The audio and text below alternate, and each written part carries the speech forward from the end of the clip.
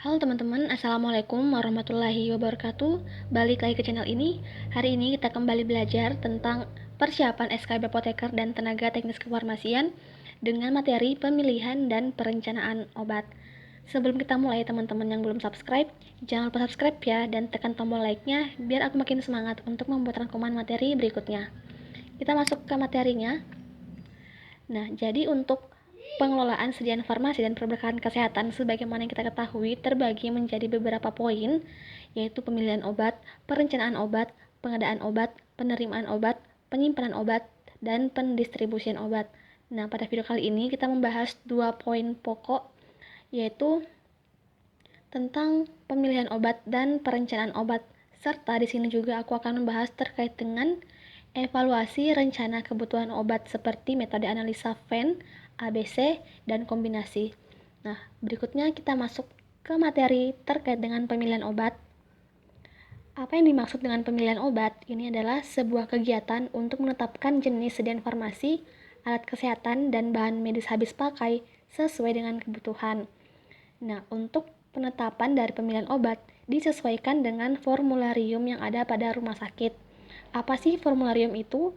Ini merupakan daftar obat yang disepakati staf medis fungsional disusun oleh panitia farmasi dan terapi atau PFT yang ditetapkan oleh pimpinan rumah sakit. Nah, formularium rumah sakit ini mengacu kepada formularium nasional. Nah, adapun pemilihan sediaan farmasi, Alkes, dan BMAP ini didasarkan pada 8 poin, yaitu yang pertama formularium dan standar pengobatan atau pedoman diagnosa dan terapi. Yang kedua, standar sediaan farmasi, Alkes, dan BMHP yang telah ditetapkan. Yang ketiga, pola penyakit. Yang keempat, efektivitas dan keamanan. Yang kelima, pengobatan berbasis bukti. Yang keenam, mutu. 7, harga, dan 8, ketersediaan di pasaran. Berikutnya, adapun kriteria dari pemilihan obat untuk masuk dalam formularium rumah sakit meliputi: yang pertama, mengutamakan penggunaan obat generik. Yang kedua, memiliki rasio manfaat resiko yang paling menguntungkan bagi penderita. Yang ketiga, mutu terjamin, termasuk stabilitas dan bioavailabilitas. Yang keempat, praktis dalam penyimpanan dan pengangkutan. Yang kelima, praktis dalam penggunaan dan penyerahan. Yang keenam, menguntungkan dalam hal kepatuhan dan penerimaan oleh pasien. Yang ketujuh, memiliki rasio manfaat biaya yang tertinggi berdasarkan biaya langsung dan tidak langsung. Dan yang terakhir, obat lain yang terbukti paling efektif secara ilmiah dan aman yang paling dibutuhkan untuk pelayanan dengan harga yang terjangkau. Oke, berikutnya kita masuk ke perencanaan obat. Nah, apa sih perencanaan obat itu? Ini merupakan sebuah kegiatan untuk menentukan jumlah dan periode pengadaan sediaan farmasi, Alkes, dan BMHP sesuai dengan hasil kegiatan pemilihan untuk menjamin terpenuhinya kriteria tepat jenis, tepat jumlah, tepat waktu, dan efisien. Nah, terkait dengan perencanaan obat ini, mempertimbangkan beberapa hal, ada 6 yang harus dipertimbangkan, yaitu anggaran yang tersedia, penetapan prioritas, sisa persediaan, data pemakaian periode yang lalu, waktu tunggu pemesanan, dan rencana pengembangan. Kemudian terkait dengan perencanaan obat terdapat 3 metode dalam perencanaannya, yaitu apa aja?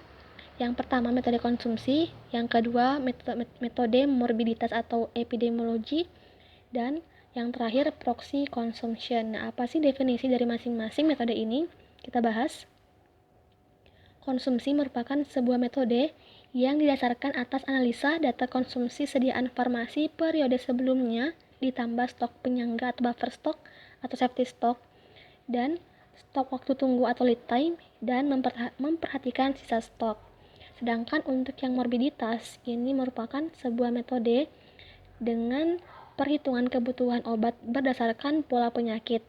Metode morbiditas memperkirakan keperluan obat-obatan tertentu berdasarkan dari jumlah obat, kejadian penyakit umum, dan mempertimbangkan pola standar pengobatan untuk penyakit tertentu. Sedangkan yang terakhir yaitu metode proxy consumption ini merupakan sebuah metode yang digunakan untuk perencanaan pengadaan di rumah sakit baru yang tidak memiliki data konsumsi di tahun sebelumnya. Selain itu, metode ini juga dapat digunakan di rumah sakit yang sudah lama apabila data metode konsumsi dan atau metode morbiditas tidak dapat dipercaya. Oke, kita bahas metode konsumsi. Kita sudah jelaskan sebelumnya terkait dengan definisi metode konsumsi.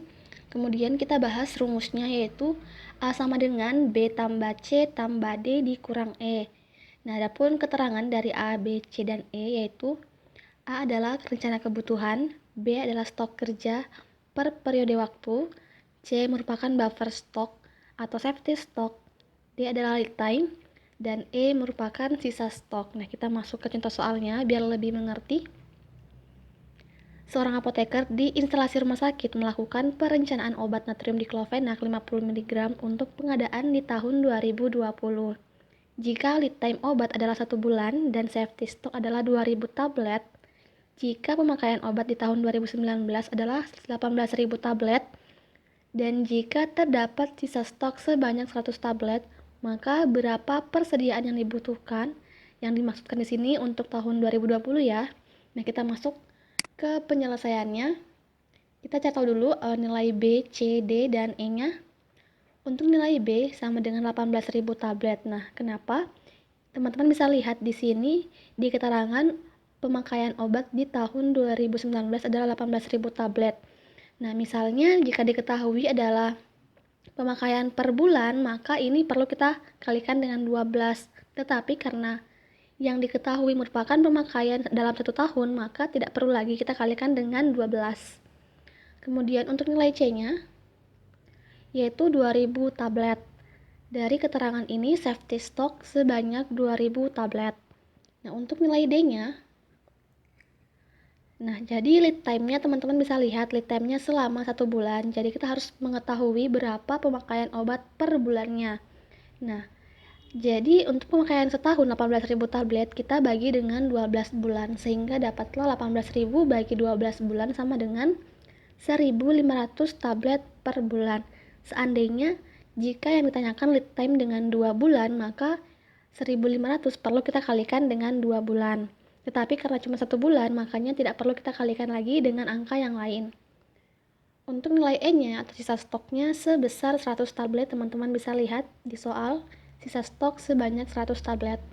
Dan kita masukkan ke rumus, sehingga diperoleh A sama dengan 18.000 tambah 2.000 tambah 1.500 dikurang 100 sama dengan 21.500 dikurang 100 dapat 21.400 tablet. Kemudian kita masuk ke metode kedua, yaitu metode morbiditas atau epidemiologi. Ini dihitung berdasarkan per penyakitnya. Nah, kita ambil contoh kasus untuk penyakit bronkitis kronik. Nah, di sini terbagi dua, ada untuk anak-anak dan untuk dewasa. Kita bahas terlebih dahulu untuk perhitungan pada anak-anak. Standar pengobatan dengan Cefixime pada anak dengan berat badan lebih dari 30 kg adalah 50 sampai 100 mg. Jika episode 100 kasus, bila berat badan anak diasumsikan adalah 30 kg. Nah, kita hitung. Yang pertama, kita catat dulu berapa total dosis Cefixime per 1 kasusnya. Jadi kita kalikan bobot badan kali 2 kali sehari penggunaan dan 5 hari untuk masa penggunaan. Nah, kita ambil berat badan 30 kg, diasumsikan 30 kg dikali dengan dosis tertinggi 100 mg kali 2 kali sehari kali 5 hari untuk pemakaiannya. Dapat 30.000 mg. Jadi, per kasus paling tidak membutuhkan 30 mg Cefixime. Nah, kita hitung lagi. 1 botol Cefixime sirup mengandung 100 mg per 5 ml dalam kemasan 60 ml. Sehingga tiap botol Cefixime itu mengandung 10 mg dibagi 5 kali 60 dapatlah 1.200 mg. Jadi tiap botol mengandung 1.200 mg Cefixime. Nah, kita hitung lagi. Maka jumlah Cefixime yang diperlukan untuk 1 kasus adalah 30 mg dibagi dengan 1.200 dapatlah 25 botol. Jadi 1 kasus paling tidak membutuhkan 25 botol.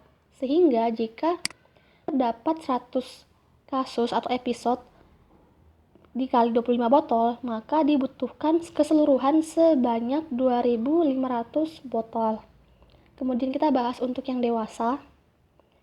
Nah, standar pengobatan dengan cefixim adalah 100 sampai 200 mg dalam dosis terbagi 2 kali sehari selama 5 hari.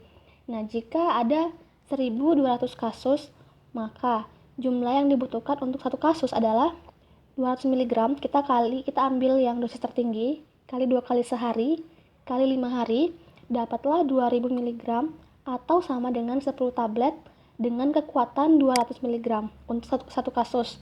Sehingga jika terdapat 1.200 kasus, maka 1.200 kali 10 tablet dapatlah 12.000 tablet. Nah, ini untuk kasus bronkitis saja, sehingga untuk mengetahui berapa jumlah cefixim keseluruhan, kita harus menghitung seperti ini untuk masing-masing penyakitnya dan ditotalkan seperti ini. Setiap kasus penyakit yang menggunakan cefixim dikelompokkan dan dibuat perhitungan seperti di atas, kemudian ditotalkan. Itulah jumlah cefixim yang dibutuhkan untuk satu periode waktu.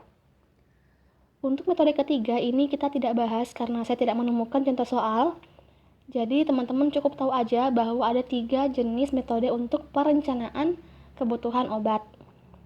Kemudian kita masuk ke evaluasi rencana kebutuhan obat.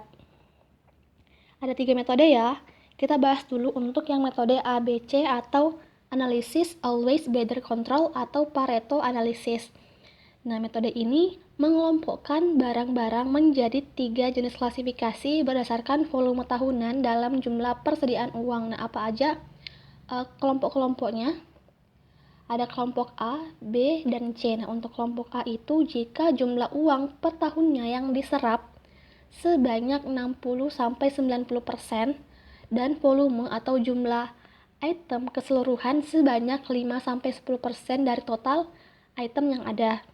Sedangkan kelompok B, jika uang yang diserap atau dana yang diserap sebesar 20-30% dan jumlah item mereka sebesar 20-30%.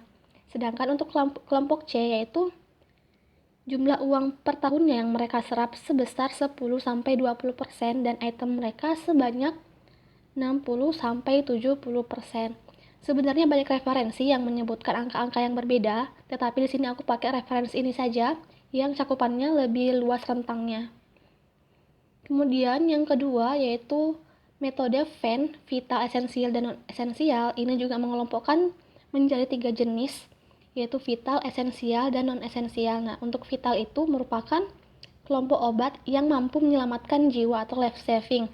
Contohnya obat shock anafilaksis. Kemudian kelompok yang kedua, kelompok esensial. Ini merupakan kelompok obat yang bekerja pada sumber penyebab penyakit dan paling dibutuhkan untuk pelayanan kesehatan.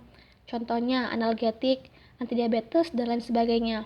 Kelompok ketiga yaitu kelompok non-esensial. Ini obat yang kerjanya ringan dan digunakan untuk menimbulkan kenyamanan untuk mengatasi keluhan ringan seperti suplemen dan vitamin.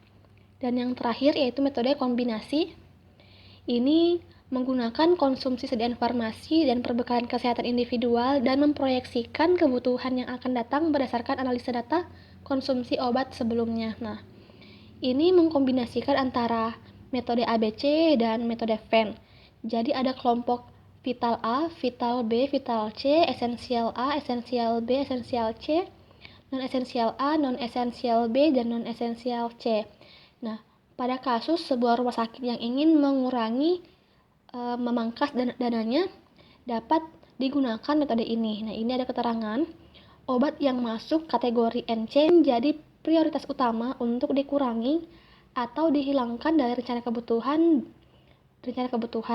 Bila dana masih kurang, maka obat kategori NB menjadi prioritas selanjutnya dan obat yang masuk kategori NA menjadi prioritas berikutnya. Jadi jika kita ingin memangkas beberapa item obat karena keterbatasan dana, maka dapat digunakan metode ini.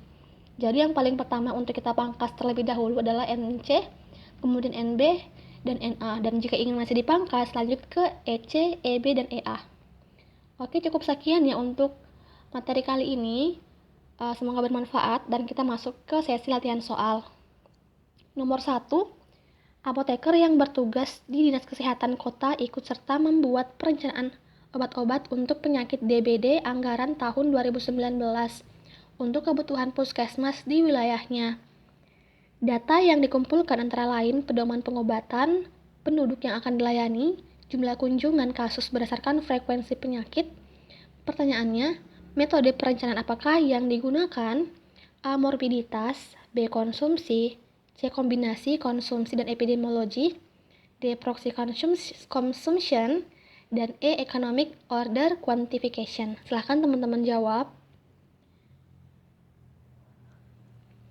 Oke, jadi nomor 1 jawabannya adalah morbiditas dari keterangan berdasarkan frekuensi penyakit. Oke, jelas ya. Kita masuk ke soal nomor 2. Pemakaian tablet CTM di Puskesmas selama tahun 2018 sebanyak 3.850.000 tablet untuk pemakaian selama 11 bulan dan pernah terjadi kekosongan selama 1 bulan. Jika stok per 31 Desember 2018 sebanyak 150.000 tablet dan buffer stok sebanyak 10% dan lead time 1 bulan, berapakah rencana kebutuhan obat periode berikutnya? Teman-teman silahkan baca optionnya dan jawab. Oke, kita jawab ya secara bersama-sama. Jadi jawabannya adalah 4.820.000 tablet. Nah, kita bahas. Kita lihat dulu rumusnya. A sama dengan B tambah C tambah D dikurang E. Nah, untuk yang A, stok kebutuhan berapa? Nah, teman-teman bisa lihat bahwa dalam setahun itu digunakan 3.850.000 tablet, tapi itu hanya untuk penggunaan 11 bulan. Jadi berapakah selama 12 bulan? Kita bagi saja 3.850.000 dibagi 11, kemudian kita kalikan dengan 12. Jadi 3.850.000 per 11 sama dengan 350.000 tablet per bulannya. Maka per tahunnya cukup dikalikan dengan 12, dapatlah 4.200.000 tablet per tahun. Kemudian untuk buffer stoknya berapa?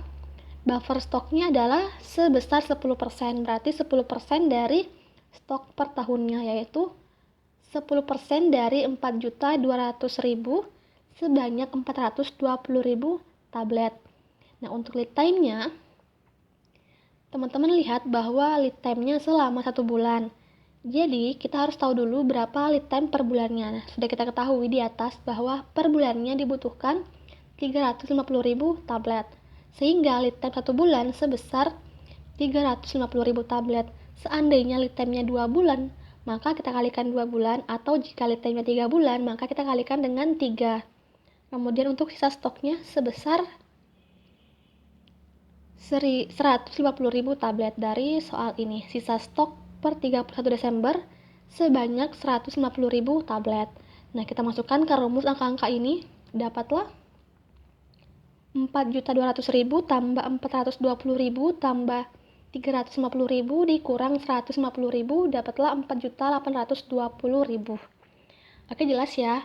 Silahkan teman-teman kembangkan soal ini untuk belajar lebih detail lagi terkait dengan materi perhitungan dengan metode konsumsi. Kita masuk ke soal nomor 3, soal terakhir. Injeksi albumin 20% termasuk sediaan yang penting dan termasuk ke dalam 25% dari total investasi.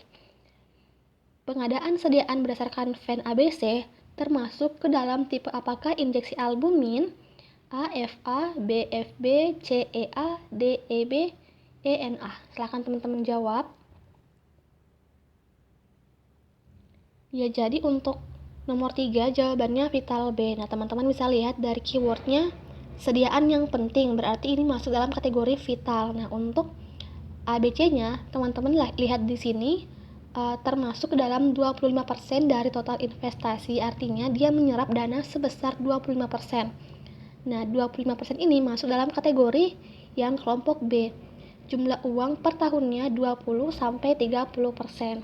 Oke, jelas ya. Maka soal ini kategori vital B. Vital B. Oke, cukup sekian untuk materi kali ini. Untuk sumber bacaannya lebih lanjut, teman-teman bisa baca sumber yang saya cantumkan di di description boxnya. Teman-teman bisa download di situ. Cukup sekian, semoga bermanfaat dan sampai jumpa di video berikutnya. Dadah, assalamualaikum warahmatullahi wabarakatuh.